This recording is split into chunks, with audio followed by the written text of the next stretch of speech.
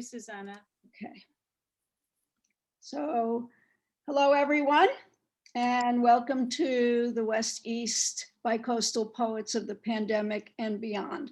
And our co-hosts are me, Lynn McGee, who is the founder of the series, Carolyne Wright, and Bill Mohr. And we also want to give special thanks to Madeleine Barnes, who is giving tech support for us tonight, or this afternoon, depending where you are, so we don't have to do it.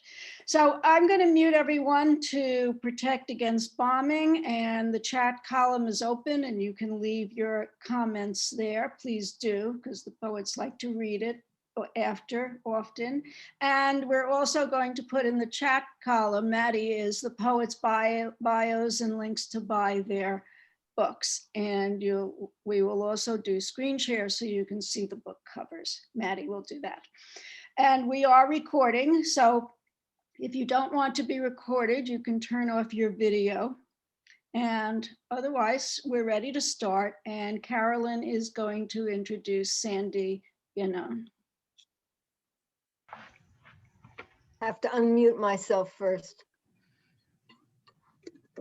Well, hello, everybody. Thank you so much for coming this afternoon, this evening, yesterday or tomorrow, or wherever you may be.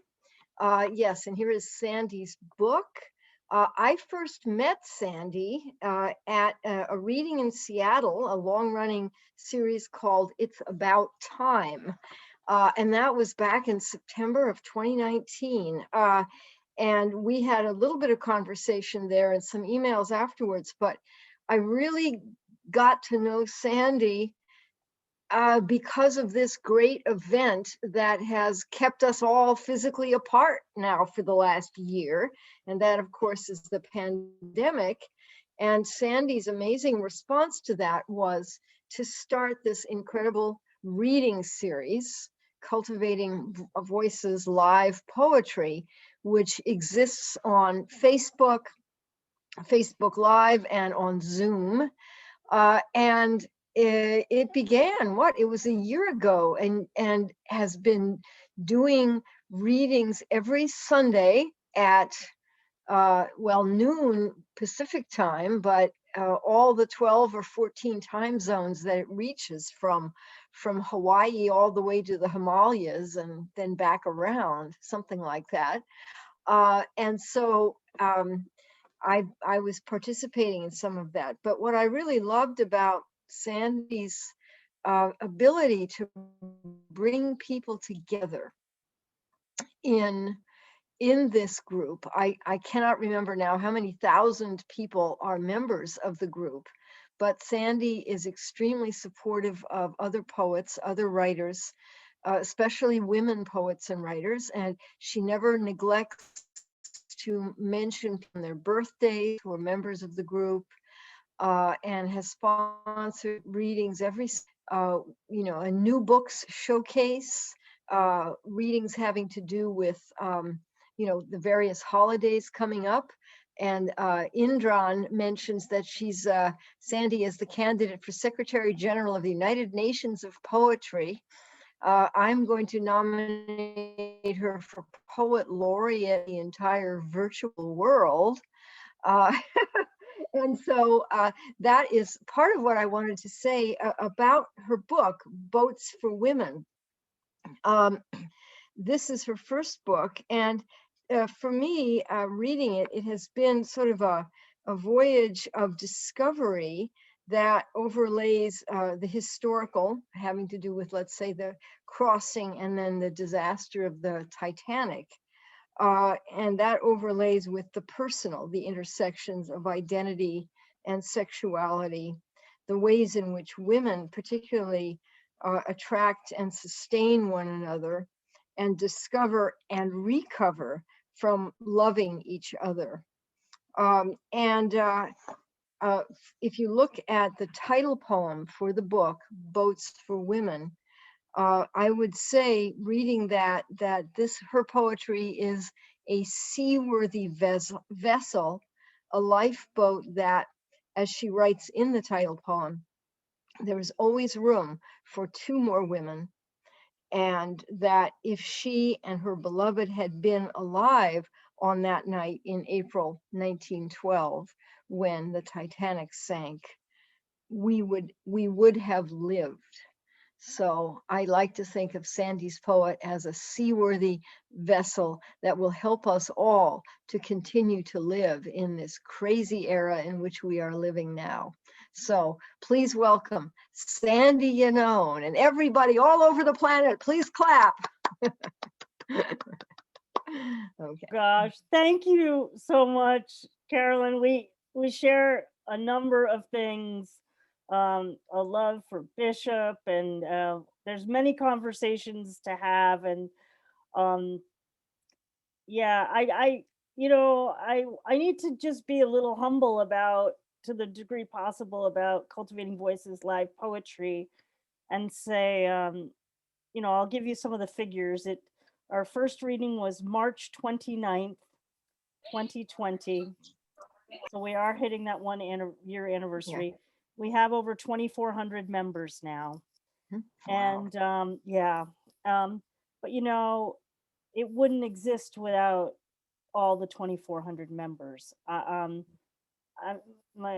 just the person that gets on the camera and holds the space for folks.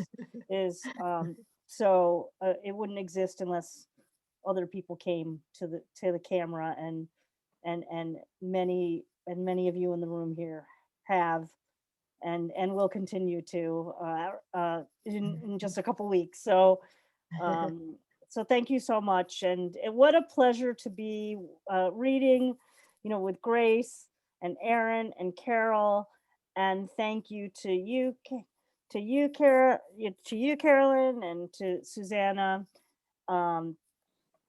Lynn, Bill, and Madeleine for hosting tonight. I'm going to take you actually on a bit of because of the time zone thing we've been talking about, and I'm actually going to do a bit with time today. I had already planned that, and oddly enough, that's what we started talking about. So I'm going to start with the present and then end with 1912, go all the way back. And I'm going to begin, because this is also the way that the news has done things this week, talking about this March 11th as the official 1-year anniversary of the pandemic. I thought I would read a poem that I wrote very early on about. It was the first poem that I wrote about the pandemic, about being so just in shock about what I was experiencing kind of on a daily basis, something as simple as going into the supermarket. So this is, and the poem itself is one that is socially distant. So even the characters and the words don't touch the way that they normally would kern. So this is called Cognitive Overload Virtually Invites Disaster 19. Because now I live inside a ghost town, this is the time to release all the secrets in the sidewalk's cracks. Let the letters congregate like the traffic I once swore at under my breath. Let these lines be stronger than those broken at every anxious checkout, with people hoarding their favored necessities, lost in their unrequited agonies of separation that we'll call social distancing for now. I will permit myself 5 minutes inside.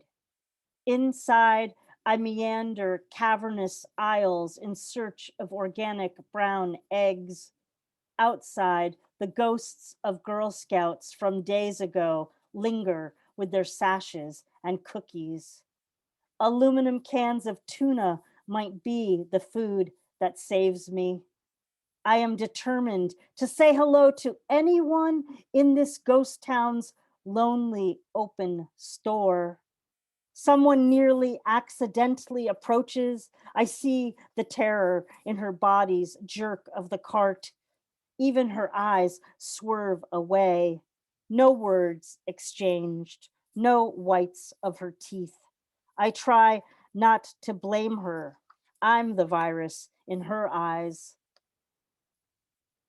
Let all of us linger in an empty Safeway buying tuna. Maybe this is the moment I should start breathing poetry from my lungs to distract her back. What brand of isolation remains expired on the shelves? Back home, I am reduced to a husk of screened in work, learning new platforms at the speed of worry because computers are the only thing I'm allowed to touch. In my ghost town, I suspect the screen's glow has mutated into some people's moonlight. If I could ransack some joy, I would demolish all the screens, declare to myself that this is my new employment. Meanwhile, a friend writes a poem about being an undertaker. He is not an undertaker, but like me, he's caught in this century's undertow. Will this poem be my final lover? My fingertips grope for the skin of these keys.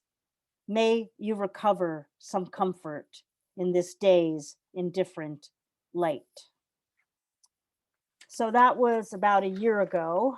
Um, and just that just surreal quality of being in the supermarket and just being completely just freaked out. So I'm going to now go back to 2003, a sestina about Rachel Corey, who was an Evergreen student who was murdered in Rafah, and the anniversary of that event is coming up on March 16th. So I thought I would, the 18th anniversary of her death. So I thought I would read this sestina today in her honor, called Let No One Stand Alone, for Rachel Corey, 1979 to 2003. The day I reconnected with evil again, driving south on I-5 to escape my own mini-series of headlines in Bellingham, the news from Rafah broke, horrific, like all history emerging. That day she died, clutching fistfuls of dirt. That day when she stood her ground alone, bulldozer and American college girl, a standoff. March 16th, 2003, and NPR reporting that evil had prevailed in not so many spoken words. Outside of Everett, I clutched the story's every word and the steering wheel harder than a car owner should, my knuckles turning whiter than history recorded, each mile driven bringing news of worse news as Western Washington blurred by. A Caterpillar D9R now news, conflicting reports, as the operator keeps standing by his story that he never saw her, like all of history buried, a corpse shouldering its dirty shot glasses of evil, like everything that history swallows and disowns to keep its truth underground, soiled. All those clutch plays for convenient blindness, the way a small girl might clutch a stolen chocolate bar in her not so naive fist. The news that Sunday afternoon so disorienting that I couldn't own it over all these years. And for days after, everyone I knew stood shell-shocked on the campus bricks, mourning that something so evil could befall upon an Olympia family community in spring. We became history, unforgettable in those distorted, budding days. And history would repeat weeks later when a friend, originally from Belfast, clutched his armchair's armrests like the side of a lifeboat to survive evil's swells just hours after speaking at her memorial.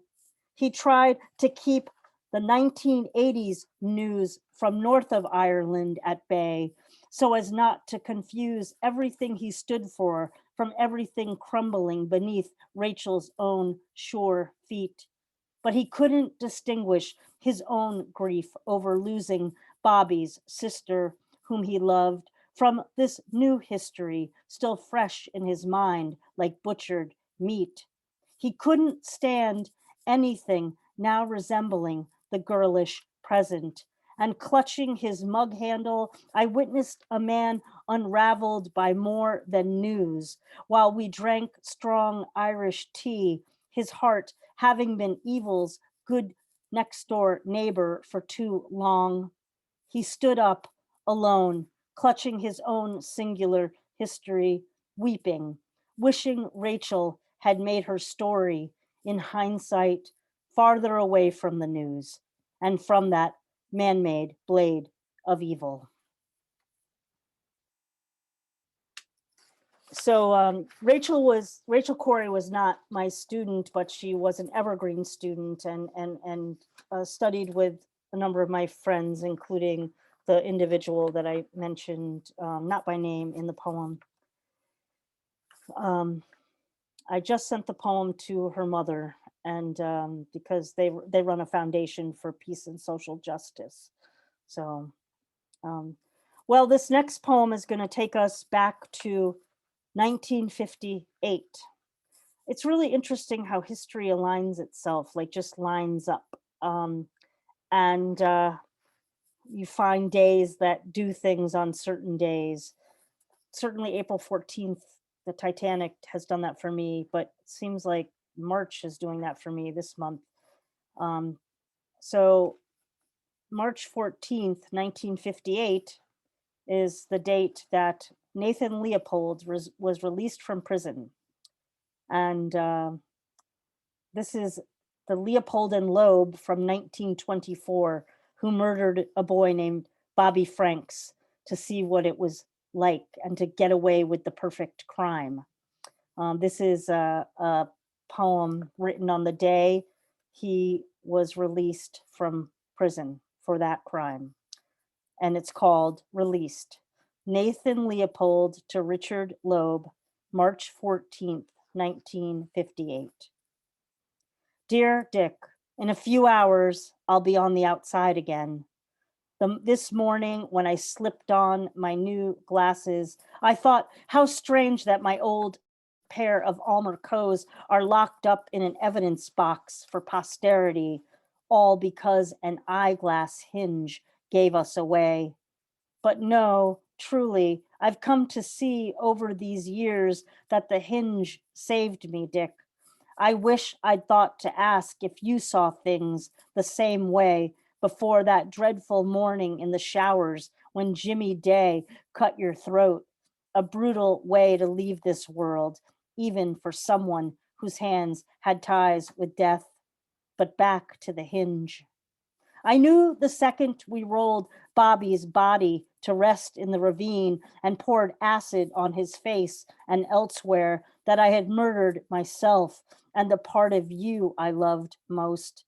To kill anything, yourself, a boy, or even a bird in the name of love is a crime against the human soul.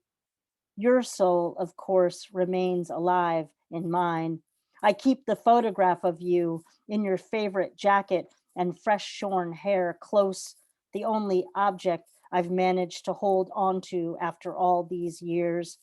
The other memories of what we did, I keep sealed in my own box marked evidence. I try not to open it ever.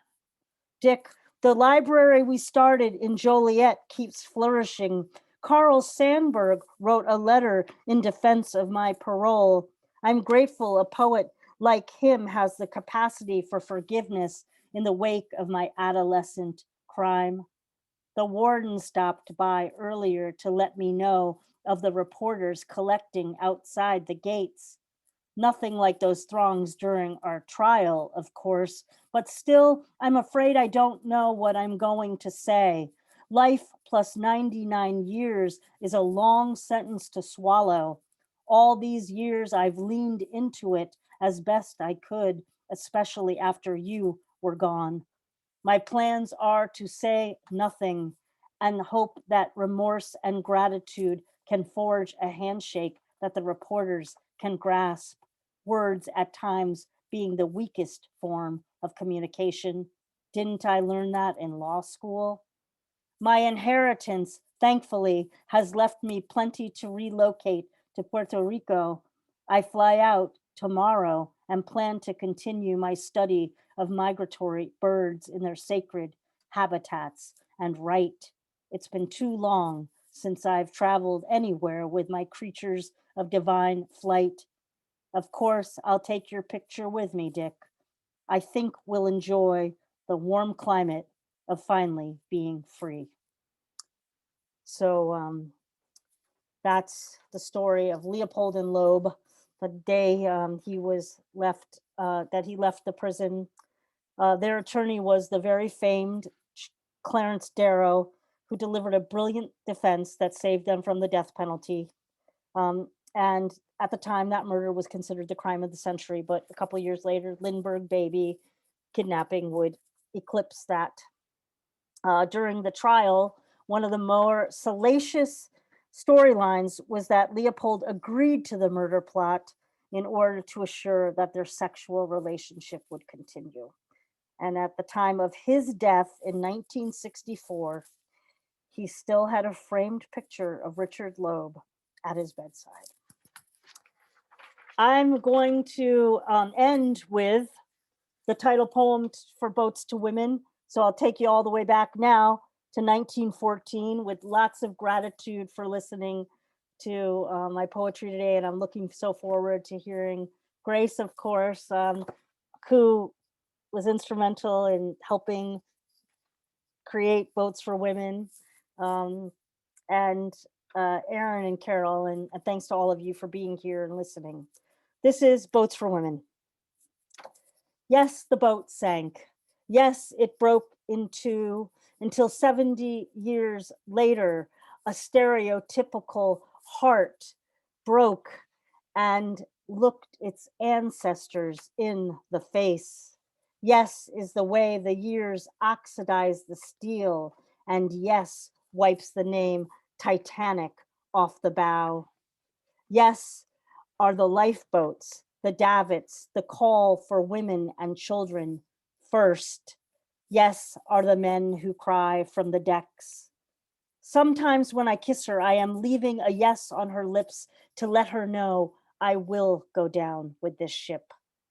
Sometimes when she whispers yes, we are staying on board, but there is always room in the lifeboats for two more women.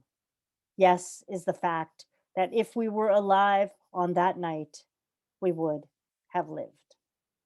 Thank you, everybody. Thank you, Sandy. Thank you. That was wonderful. Thank you, Sandy. Fabulous, Sandy. Thank you. So now I'm going to introduce Grace Bauer. I know Grace since some AWP or other, I'm not sure which, and also from when she edited Nasty Women Poets, a response to, let's just call him the former guy, as Biden does.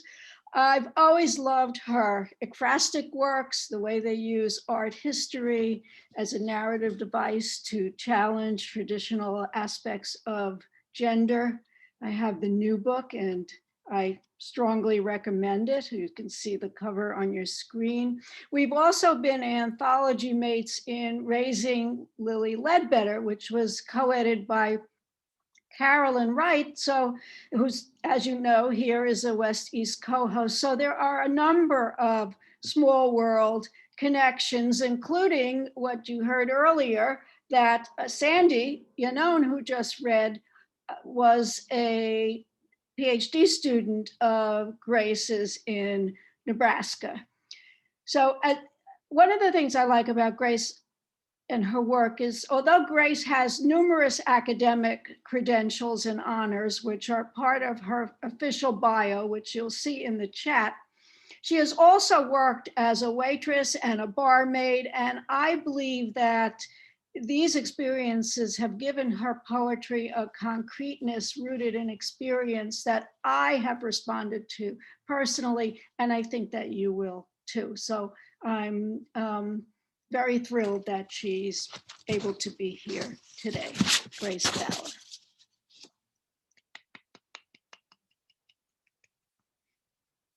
Let's see, do I have to unmute you? I think I have to unmute you. Okay, there I am.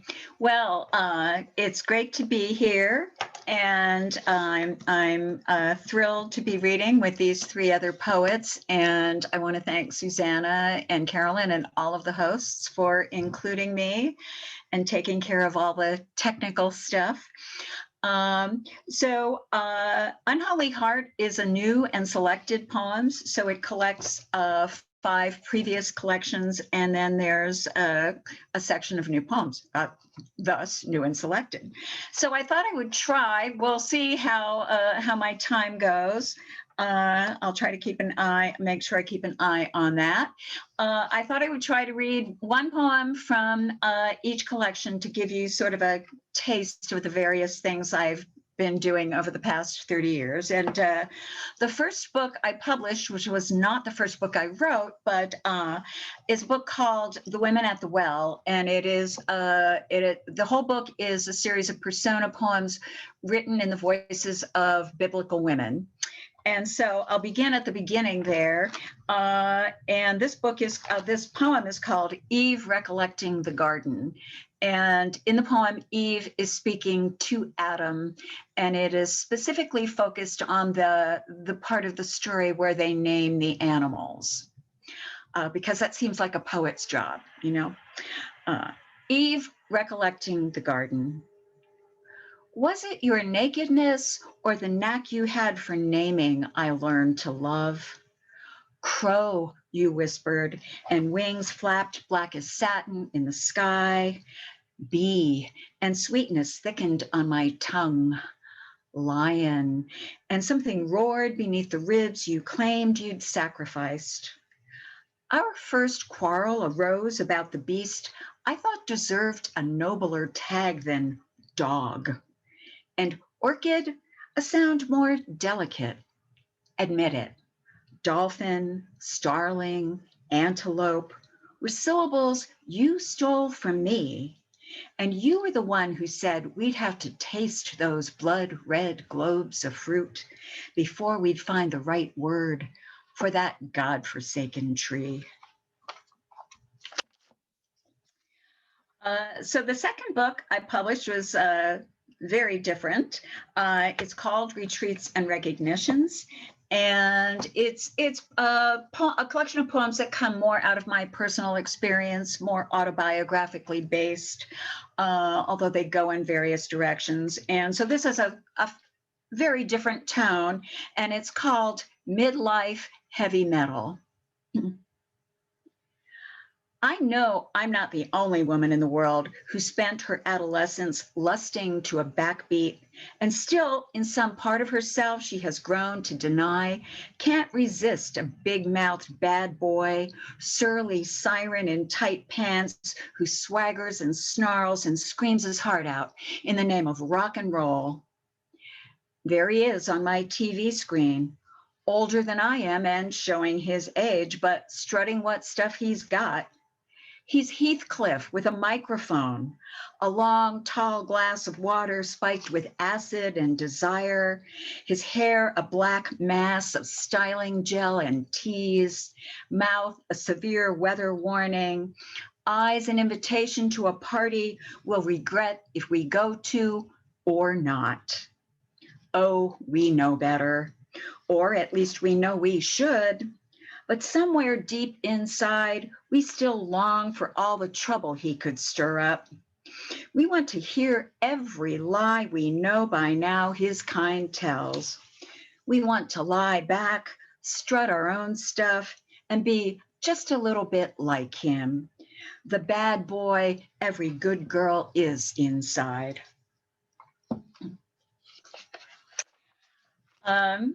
So the third book I published is a book called Beholding Eye. And this is the entire book. It looks at ekphrasis in various ways. Some of them are combined ekphrastic poems, writing about art and persona poems. Some are about women artists, some are in the voices of women artists, some are about images of women in art. And I thought I would read this one. It's a poem about Frida Kahlo, and it is in Frida Kahlo's voice. It's called Frida Digresses Unread. Rojo, we say in my language, which captures more precisely its vehemence, the violence and pleasure it catches in the eye. The word demands we force out breath, not unlike, say, Jesus, who knew the color well, who was perhaps God's metaphor for what is rojo in us all. In this painting, it draws you to my shawl, offering warmth against cool blues, and yet a sense of danger. Here it spatters paint across the canvas. Here it blooms, tiny flamboyance in my hair. There it flashes in a parrot's wings. And here it is life itself, ending before it begins. How I wanted to beget that life. What pictures I could have made for a child. Not grand like my love's who moves whole walls with his sermons, but visions in their own right moving. Parts of myself scraped with a palette knife, laid on thicker than blood. Rojo. To your ear, it may sound close to a laugh, but there is nothing funny about it. Not in these matters of life and death, these paintings that are more me than mine. So then the next book I published goes back to more autobiographically based personal kinds of poems. It's something I without a plan have ended up doing throughout my writing life, I suppose. I'll be working on, more eclectic poems that come out of my own experience. And meanwhile, I start working on persona, or I start working on ekphrasis. And I think part of it is I just get tired of talking about myself or thinking about myself or using the pronoun I. And so I've constantly for more than 30 years, gone back and forth between those two kinds of poems. So these are more personal, and this is also I've lived in Nebraska now for 25 years, and every time I say that I go, how did that happen? But it has happened, I love Lincoln in many ways. I have a love-hate relationship perhaps with the Great Plains, and maybe that comes out in this poem a little bit. It's called Great Plains Prayer, and there's a number of prayer poems in this collection, and so I thought the Great Plains deserved to be in there. So Great Plains Prayer. Bless us, O Lord, and this our jello, our corn, our steaks and kolaches, our heat indexes, our wind chills, our sunsets and horizons, our endless waves of grain and grass, our ancestors who started out for the coast but stopped halfway, our nostalgia for their calico, their sod, their old homesteads, our denial of the meth labs that have taken their place.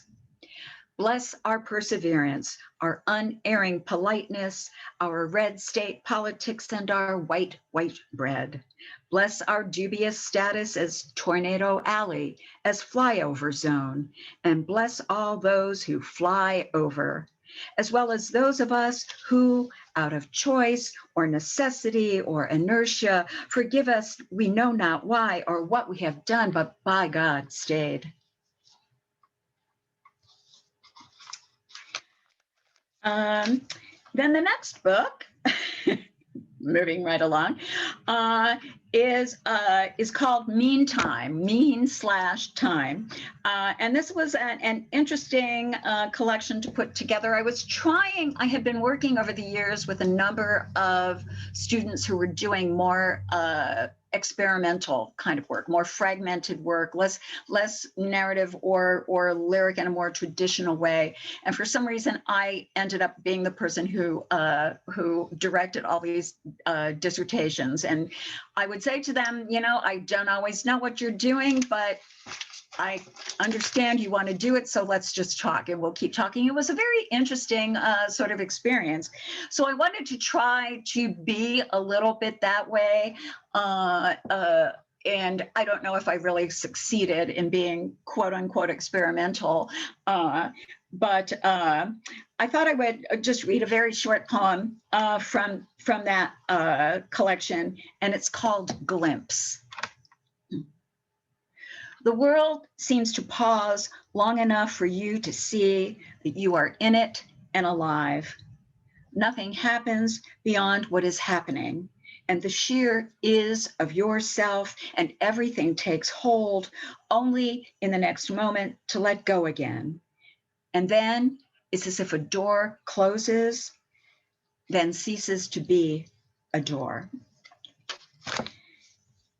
And I'll read one more poem, and this is the last poem in Unholy Heart, and it's the last poem in the news section. Many of the poems in the news section are elegies. Many of them are about the death of my father. One about the death of a friend. So there's a lot of death, and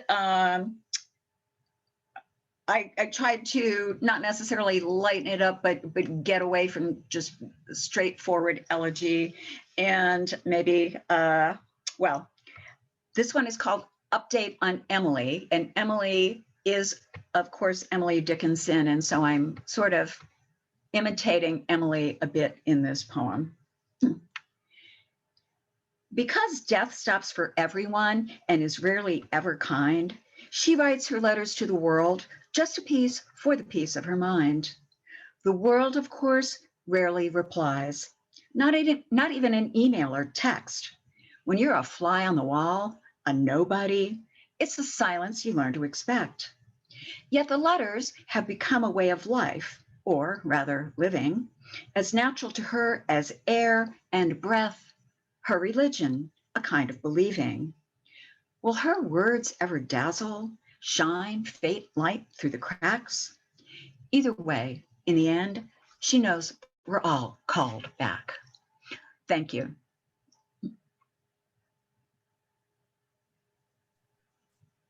Wow, that was wonderful, Grace. That was really, Thank you. really, I loved that. Thank you so much. I just have to catch my breath here for a second. That was really caught up in every poem. That was like, thank you so much. Okay, so it is my great honor to introduce the poet Erin Murphy.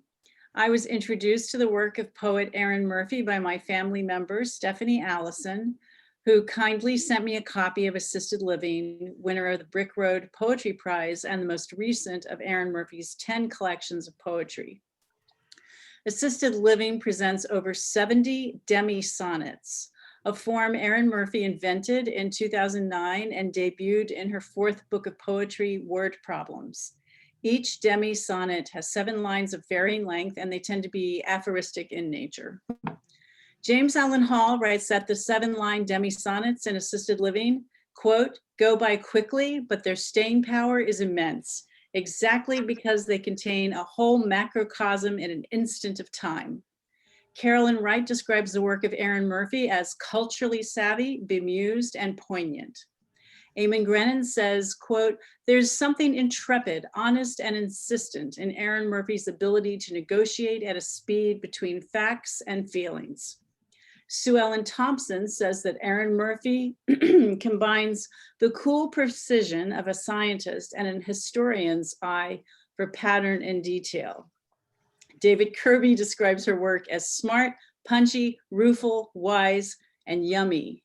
And Shara McCallum says that Erin Murphy's deadpan tone tackles themes like love, marriage, disease, and aging, as well as philosophical questions like cruelty and suffering, that she is unsentimental and unflinching. To add my own observations, I will say the poetry of Erin Murphy makes me wonder if Dorothy Parker had a love child with Louise Bogan and a few strands of DNA from Wendy Cope got added to the mix, would that person write demi-sonnets similar to those of Erin Murphy? To clarify, Erin Murphy's work is brilliant without being clever. It's funny without being flip. It doesn't mince words, waste words, or let in words that don't pull their weight. It sticks to the ribs. It will put you on alert. Please welcome Erin Murphy.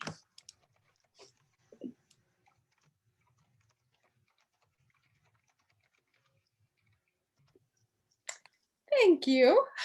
Kept trying to unmute and it wouldn't unmute. Thank you so much. That was a wonderful introduction, Lynn. I really appreciate it. Can you guys hear me okay, everybody? Okay, thank you. And I want to thank Stephanie for sending my book to Lynn as well. And to Susana and Bill and Carolyne and Maddie, thanks for all your work organizing this. And Sandy, Grace, and Carol, very honored to be reading with the three of you. And I've enjoyed so much the reading so far. I'm going to read some demi-sonnets, which, as Lynn mentioned, is a form that I devised a number of years ago. I'm going to read 18 poems, but don't worry, because they are, as Lynn said, short. They're 7 lines each. And I'm going to start with a couple of poems from my first book of demi-sonnets, Word Problems. And the first poem I'm going to read, it's based on a study that I heard about that said that we are all drawn to things that start with the same letter as our own first names. So Lynn, maybe you like things that start with L. Sandy, maybe you like things that start with S. Grace, G. You guys can all be thinking about whether or not you think that's true. So this is called E for Erin. It's true we're drawn to things whose names begin with the same letter as our own. I, for one, love the elephant, lumbering elegy to an earlier era, and eggs, emergency red exit signs, the human ear. I love especially ephemera's epitome, the Etch-a-Sketch. Shake me up, watch me disappear.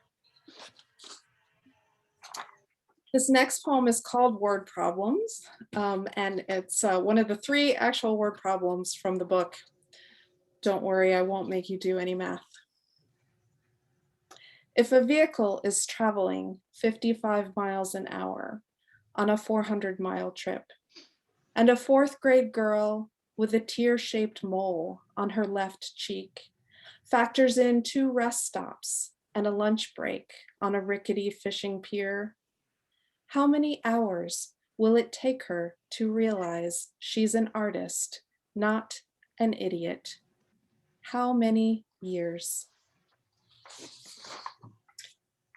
So now I'm gonna read some poems from my most recent book, Assisted Living.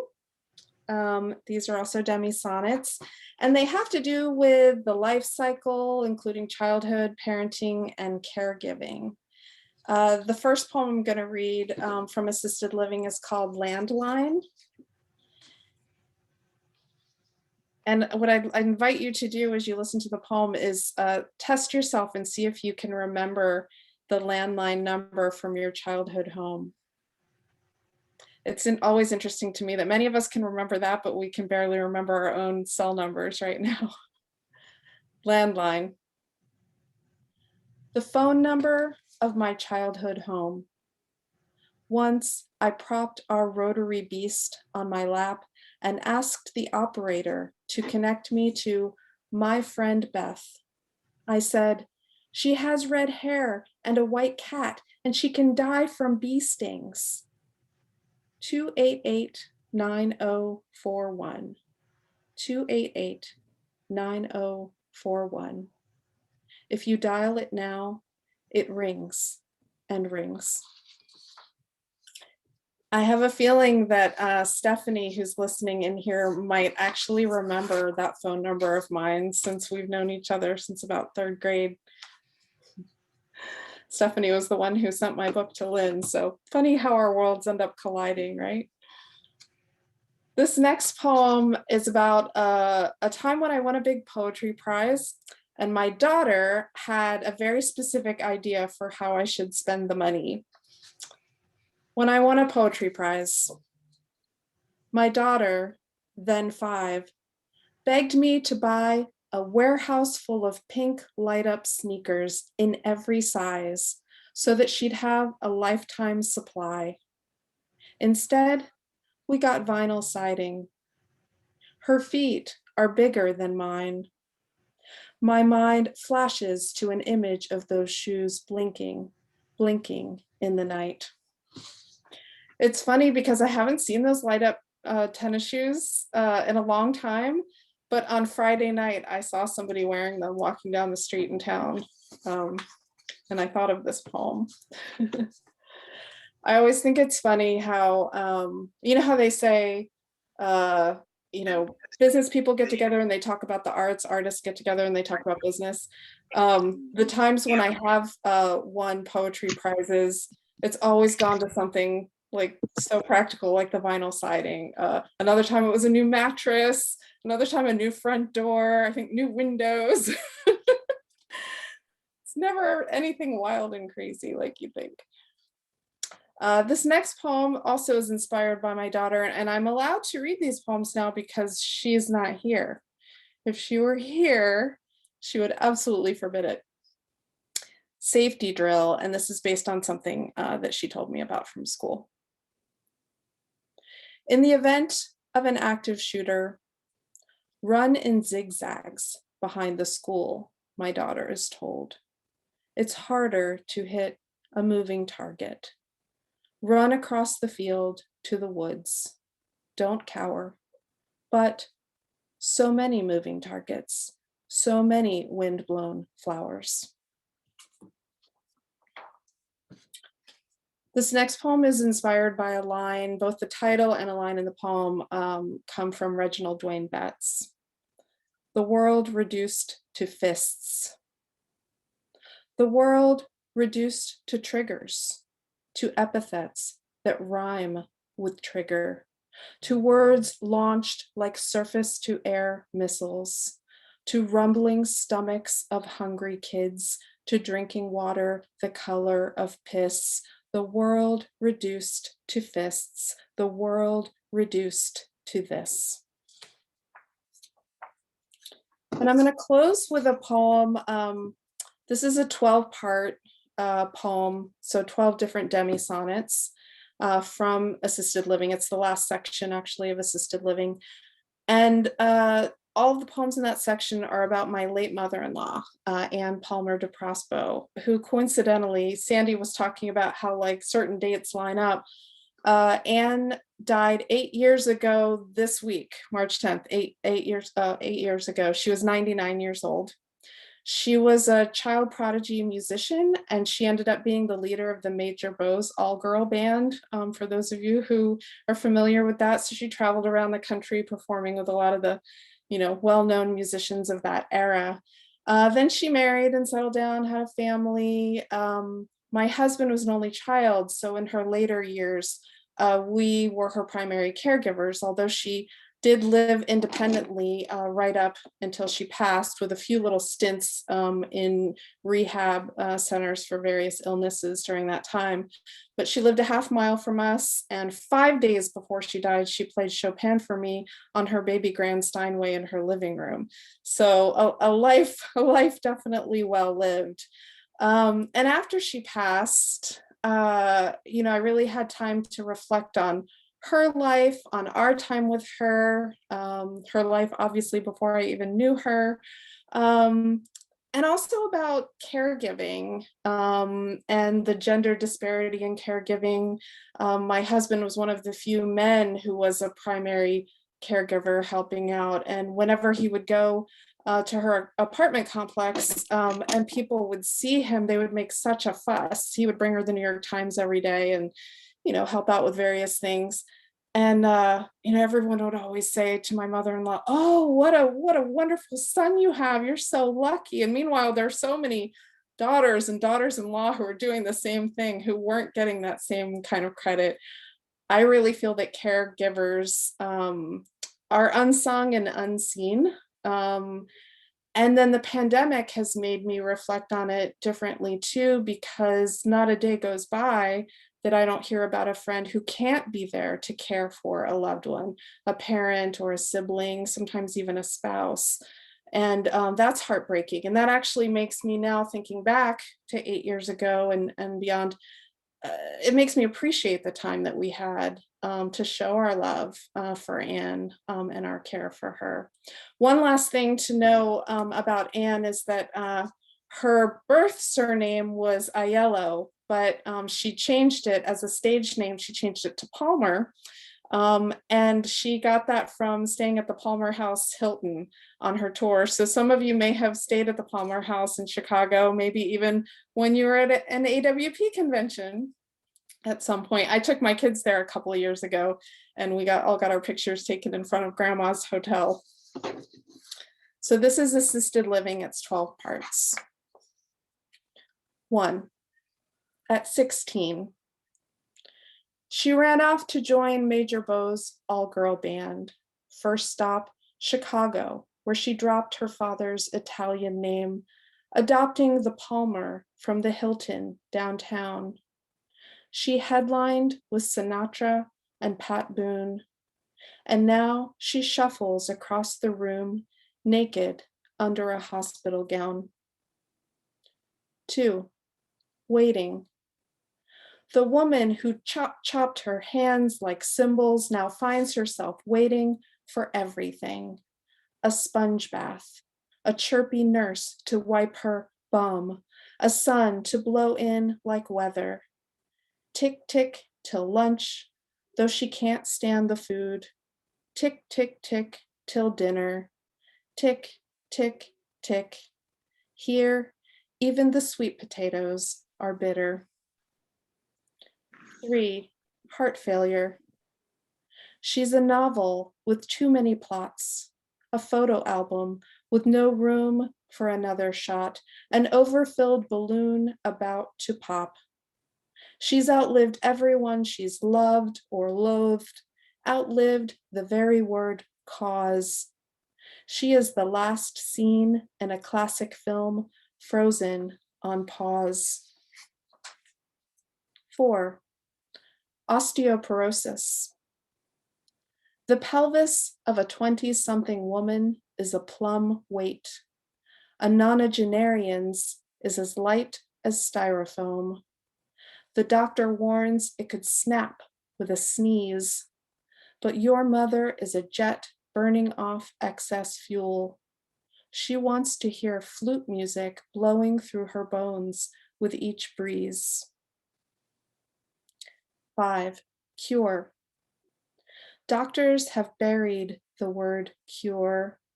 We now have treatment plans and regimens and promises of new vaccines. We have weeks or months or years of progression-free disease. We have years or months or weeks. 6, black and white. Pregnant belly under a fox fur coat. Cape Cod home on a suburban street, ragtop car in the drive. The new bike beneath an aluminum Christmas tree, a son's acceptance to an Ivy League. This is her world in black and white, not pictured, the life she left behind. 7, daughters of the Depression. Your mother and her cousins wave from the luau, the pool, the edge of hotel beds, instamatic proof of how far they've come, of the men they didn't take, the meals they didn't cook, the rooms they didn't clean, the sweat they didn't break. 8, you were an only child. The only one your dad taught to throw a ball, ride a bike, shift gears in the blue VW Bug. Your mother's companion at Broadway shows and Sunday Mass, The reason your folks sat in the front row for every trombone solo and line drive. You were an only child, except for the first 3 babies who didn't survive. 9. Tasks for the living. You attach the walker basket with the built-in cup holder, the one that lets her carry a glass of water to her favorite seat.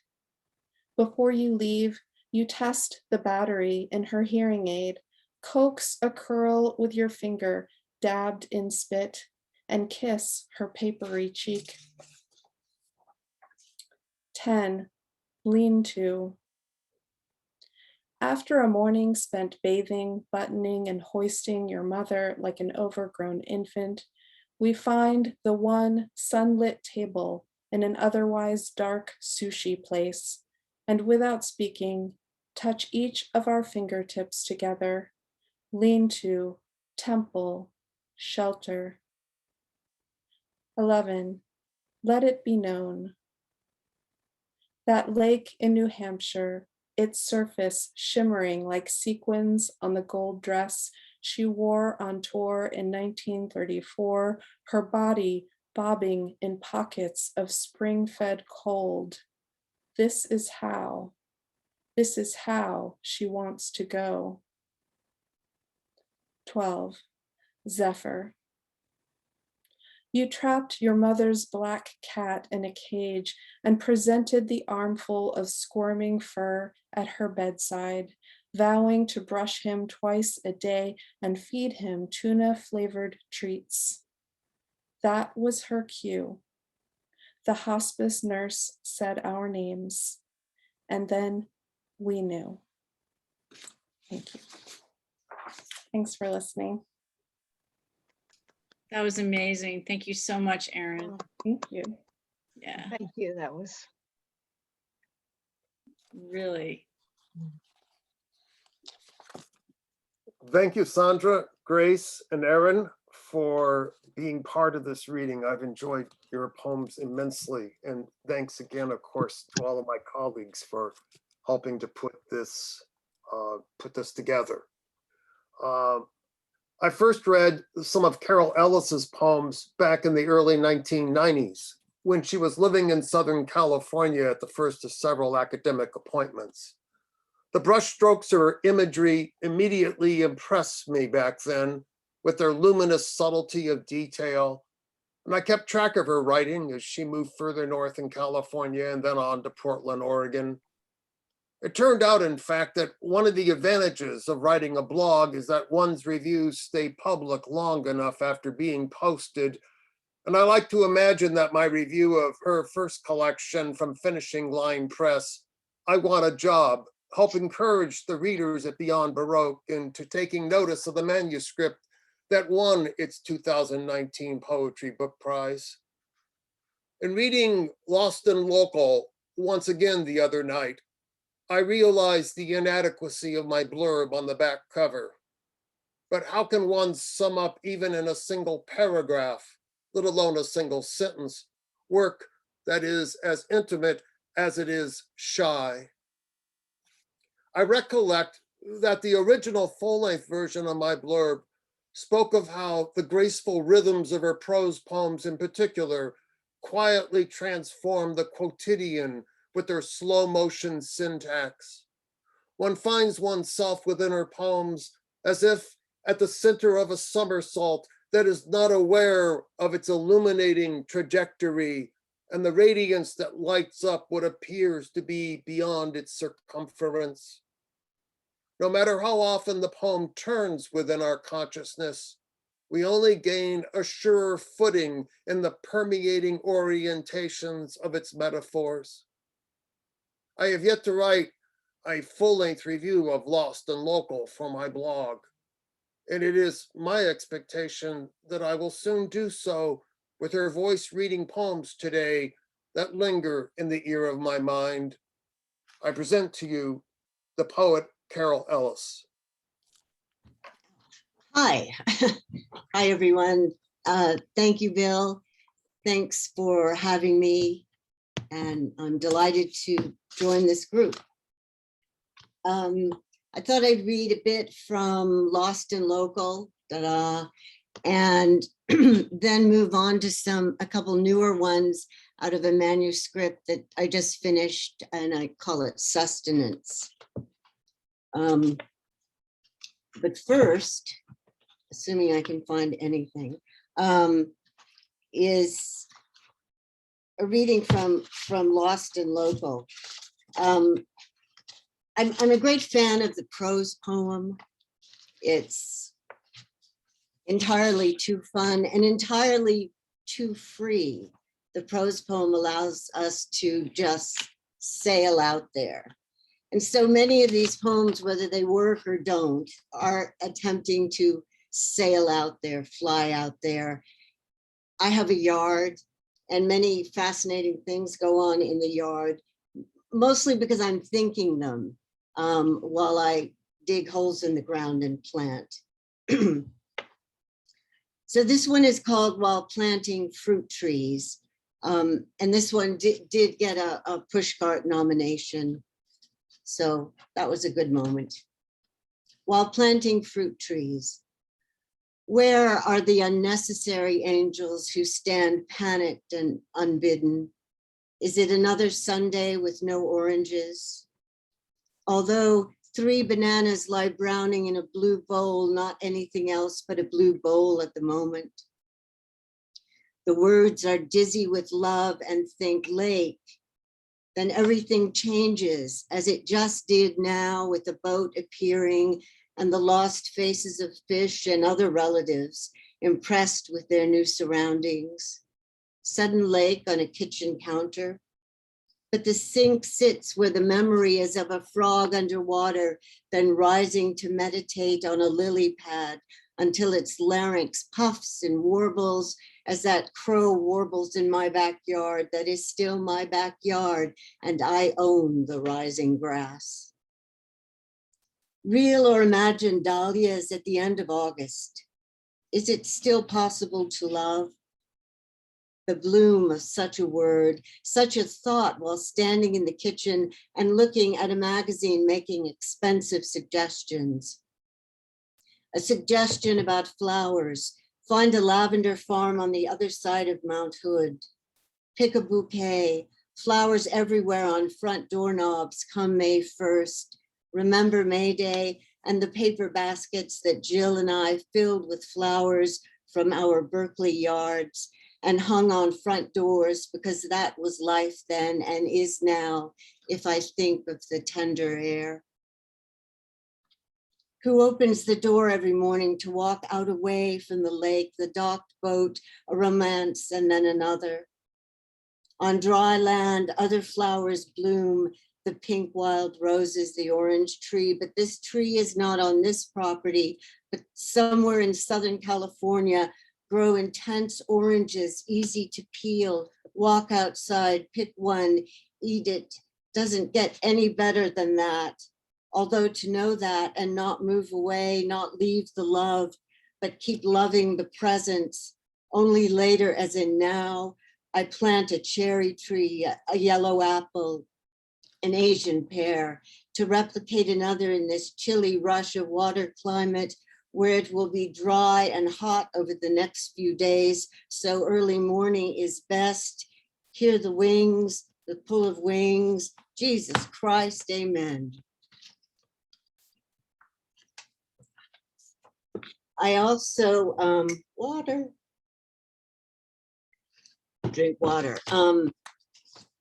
I also wrote in Lost and Local about my friendships with other women, of course, other women, with myself and with other women. And the first one is called McKenna. Many of them are poems about leaving and coming back and leaving again.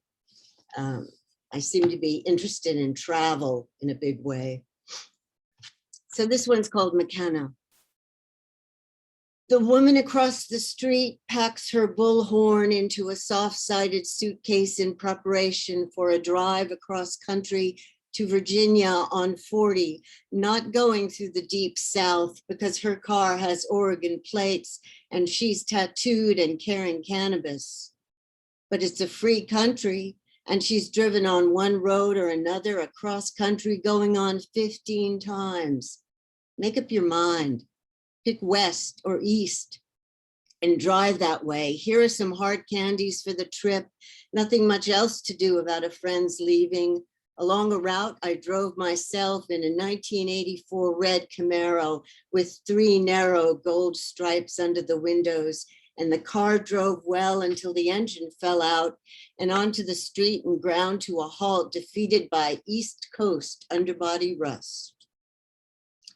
I bought a square and serious white Honda that I confused with other white Hondas and tried to open doors that were not mine, until whatever caught my eye on the back seat was not my sweater, and my key did not fit, did not unlock, did not have me sitting down, having the key turn on the engine. And that sound is my friend leaving and taking with her a small dog, hard candy, and her bullhorn, quiet about the loud road ahead. So skipping over some of the stuff, the next poem is called The Strange Mistakes of Fish, because inevitably you end up sitting next to somebody's fish tank in a quiet house and needing to communicate somehow with the fish. Well, you don't need to, but you know, you want to be friendly. So this one is called The Strange Mistakes of Fish. Blue dreams swimming in my friend's fish tank, the 5 that I must feed for a day and turn on the light so they see the water as much as they feel the water in the dark, now lit with daydreams, lucky, unknowing dreams, swimming from edge to edge, flicking their tails, wishing for something to happen other than this constant swimming toward glass.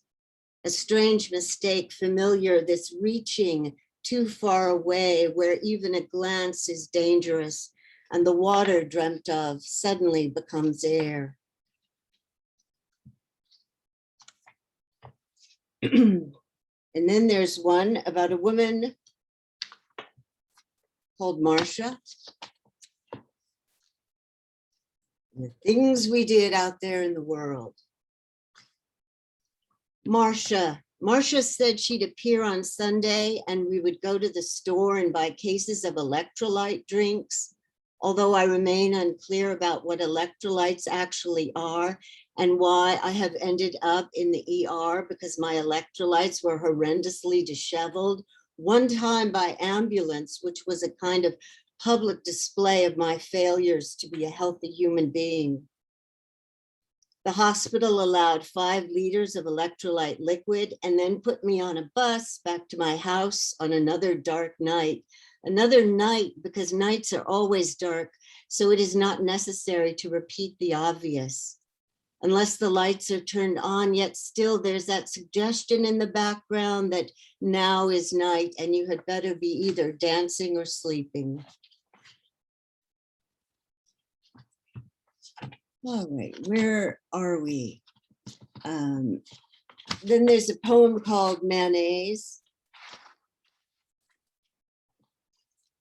One does spend time in the supermarket. Mayonnaise.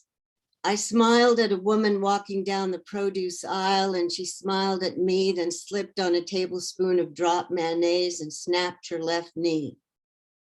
This was in Texas, where I had just turned away from the tomatoes. Otherwise, I was surrounded by lettuce and plenty of grapes 1 aisle over. Someone warned me about the mayonnaise when I walked in, so I sidestepped it, its power come to be understood. I knelt over her until she asked me to stop talking. Her trip was ruined and I stopped talking, except I wonder if she ever traveled, if she ever healed. Moving briskly along, there's a poem called Garden, Snails, and Bird. And this one, again, is in the yard.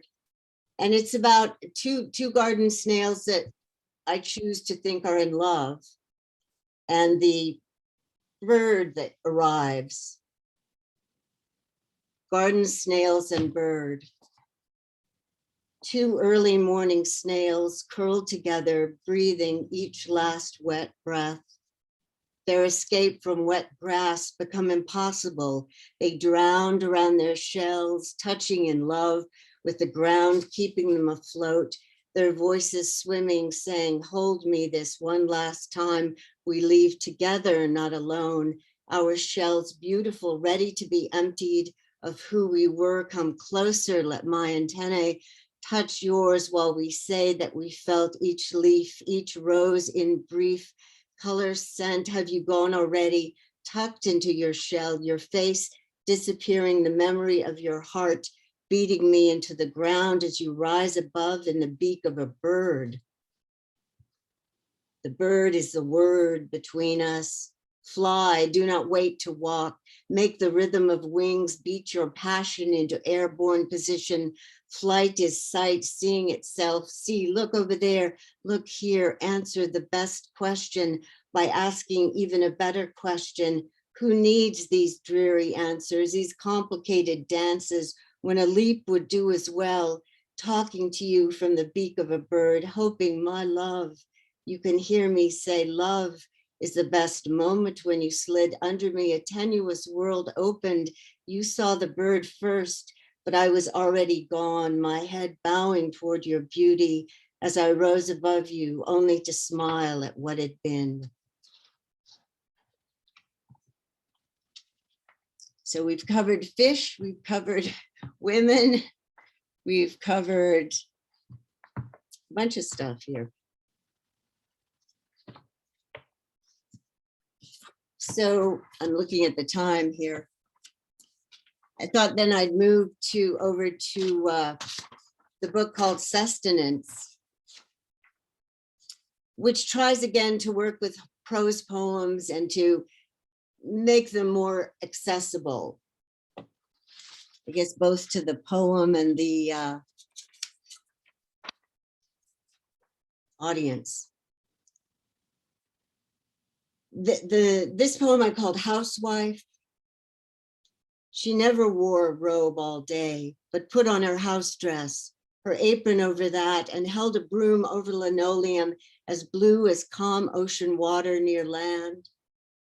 Then she reads that whales are loud and decides to follow them actually on a boat. She is that interested and leaves immediately with warm sweaters. Look over there. You can see her in her binoculars. Wave. She sees you, of course, but what is she wearing tonight when the stars come out? She better look fancy. It's a warm day at sea. Whales leap out of water, become light. She lights a cigar a farmer rolled in Cuba and gave to her standing on his farm in the tobacco drying barn. She's all over the place, on land and water. She writes in her notebook, each word stepping somewhere. She sweeps the dried mud fallen from her shoes. Birds sense Earth's magnetic fields and fly where it pulls them, flying over her head muscle, thinking of whales, their tails as wide as the world and often told. The power of an empty room that finds you alone there.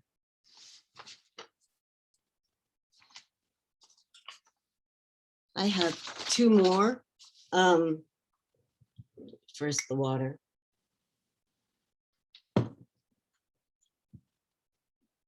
I have a friend called Diana, and we walk as one does with friends. And this is one of the walks. Walking with Diana. We find dropped shiny metal bolts at a curb where two streets meet to name a corner, and nuts to keep them on into whatever metal they dig into to connect and build a new thing with the new name in a new place. Sometimes we break into a run and see who can go further and further, closer to the mountain that seems near us, but is actually farther away and is a view over the river and into the sky, a view covered with trees and fallen rocks where we can sit, eat cherries, and promise each other nothing except walking together and discussing the difference between bolts and screws. Something about the way each thread crawls up the shaft to firmly implant themselves into whatever must be held together. Our human minds snapping apart when the attacks start from other humans, snapping into pieces. We pull the grass apart to find a good mind broken, Frankenstein's monster discarded, not in recycling. Who would want a new dead thing in their heads? A lonely, filthy thing. I have not showered in a week, and smell of body, of almost earth, come to bury me without blood, without discussion, as I am twisted and turned into the ground below the mountain that I can no longer see from my house. Let me give a reason. A new house being built of screws, bolts, and wood that blocks my view, so that every time I look up, where I could see the mountain is nothing but the side of someone's house. A stranger to lurk into my view and hide what I value, this mountain, those trees, a green familiar ground, while Diana stops talking and steps into song.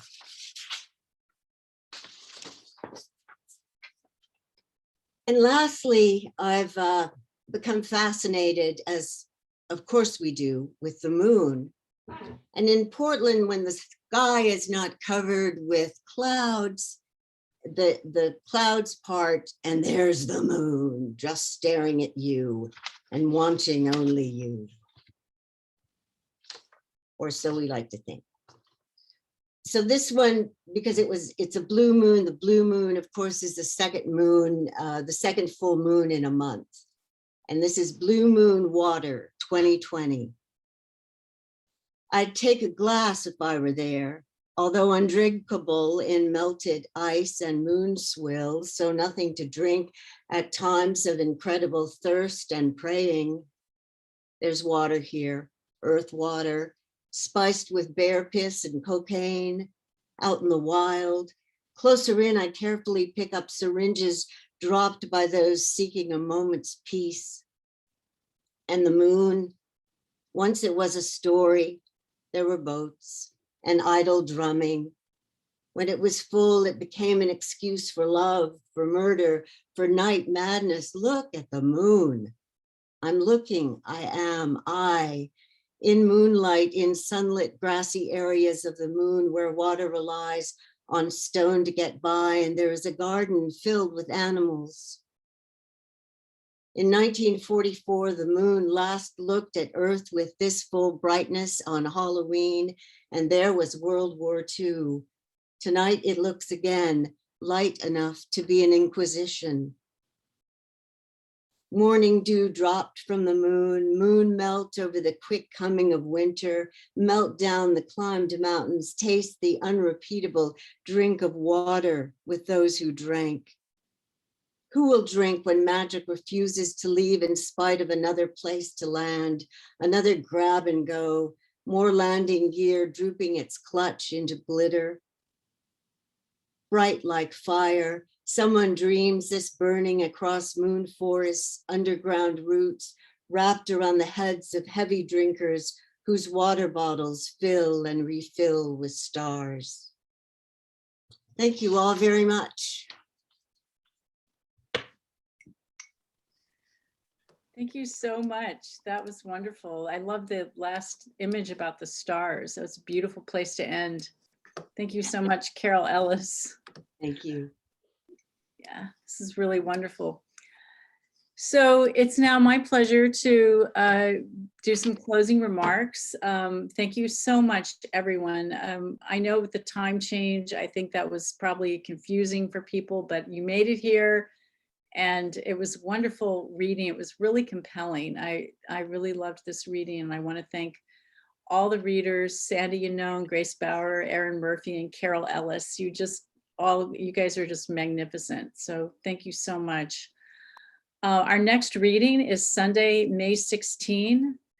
And so far, Suzanne Cleary is confirmed. I don't think we have any other poets confirmed, but we've reached out to people, so we should be releasing other names soon.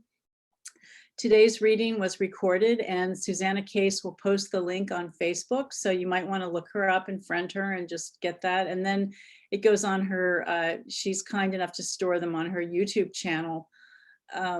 So I'm going to make a website, but we haven't gotten around to doing that yet. So that'll happen and then they'll be stored there.